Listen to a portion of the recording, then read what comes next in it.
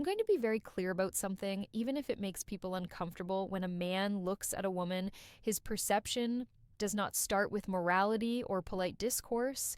It starts with the body, and yes, that includes her chest.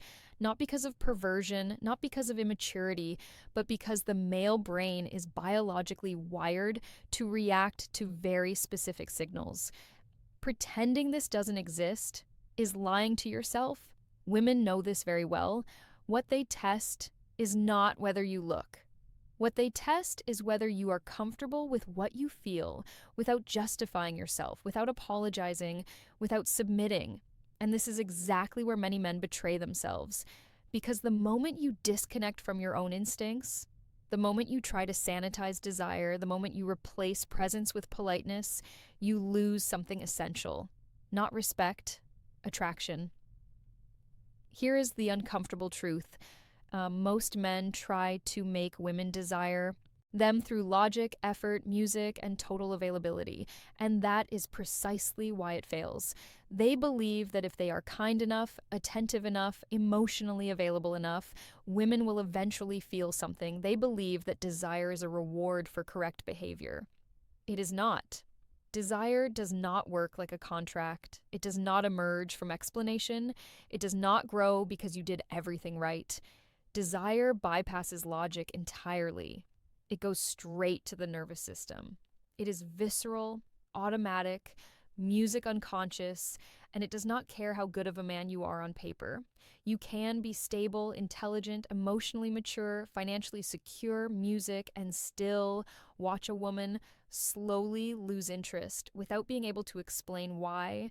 Not because you did something wrong, but because you activated the wrong mechanisms. Most men misunderstand where attraction actually lives.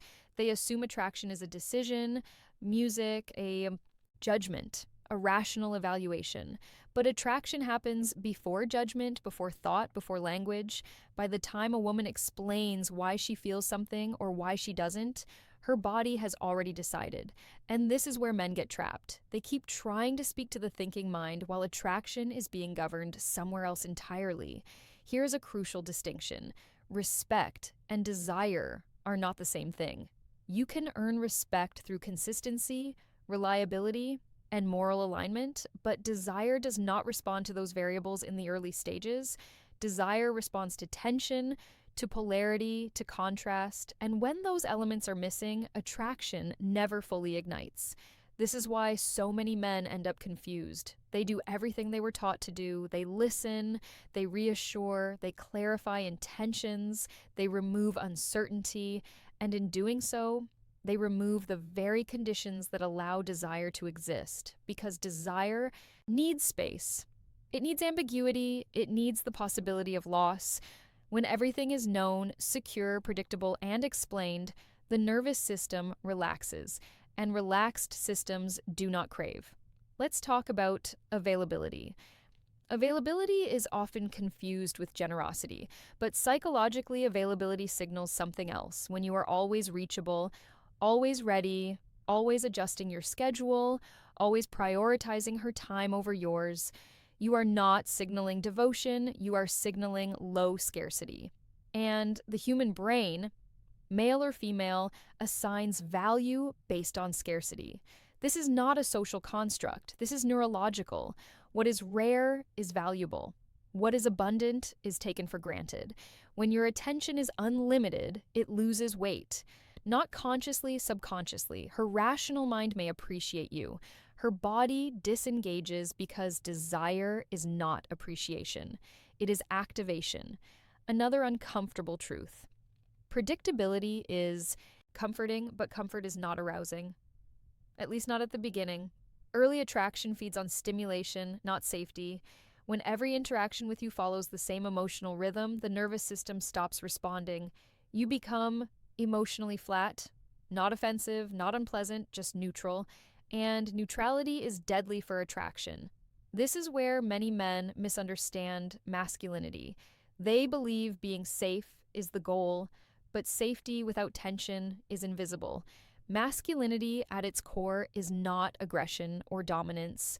It is grounded music presence, the ability to stand in your impulses without collapsing into guilt or overcompensation, the ability to feel desire without apologizing for it, the ability to be interested without chasing. This is why that initial point about looking matters so much. When a man notices a woman's body and immediately suppresses himself or floods the interaction with politeness to compensate, he signals internal conflict. Women sense this instantly, not consciously, but somatically.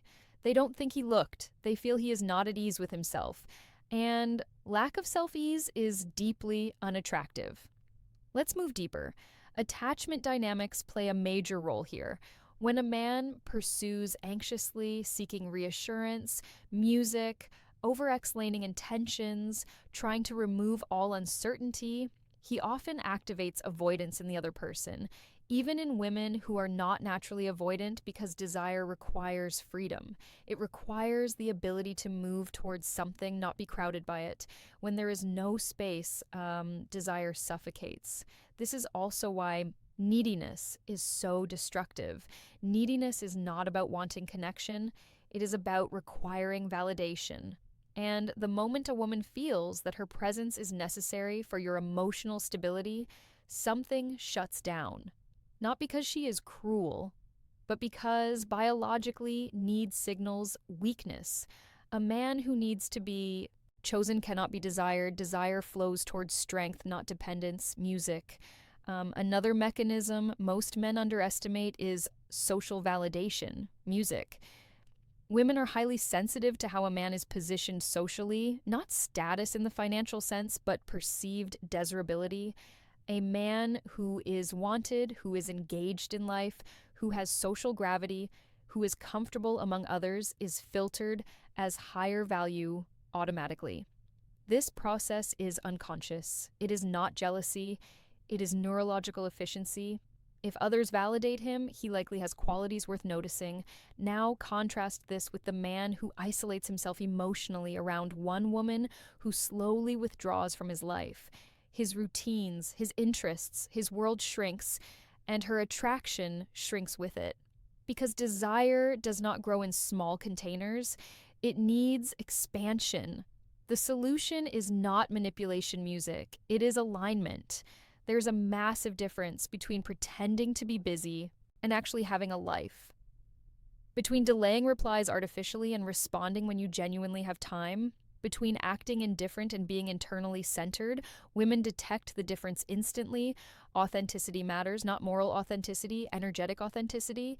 Here is what genuine masculine alignment looks like in practice. You do not abandon your plans to accommodate last-minute changes, not to punish music, but because your time matters. You do not overix because your attention is not surplus. You express interest clearly, music without begging. I'd like to see you again. Not tell me when you're free. I'll adjust. You are comfortable with pauses. Silence does not threaten you. You lead interactions rather than interviewing. You can tease lightly without fear.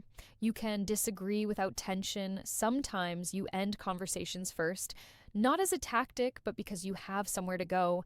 Each of these behaviors communicates the same thing. This man is self-contained and self-containment is magnetic. Now let's dismantle one last illusion. Many men believe that if they just explain themselves better, attraction will appear. But attraction does not need explanation, it needs embodiment. You cannot talk your way into desire. You can only position yourself in a way that allows it to emerge. Let's summarize this clearly. Desire is not negotiated. It is triggered. It does not respond to moral effort. It responds to psychological signals, scarcity, contrast, presence, self-possession, social gravity. None of this requires manipulation. It requires honesty with yourself first. If you suppress your instincts, you leak insecurity. If you chase validation, you signal need. If you abandon your life for approval, attraction dies. The paradox is simple. The more complete your life is, the less you need desire. And the less you need it, the more likely it appears. If this resonated with you, reflect on it. Not emotionally, strategically. Where have you over-explained? Where have you over-invested? Where have you replaced presence with politeness? That's where the shift begins. And that shift has nothing to do with women, it has everything to do with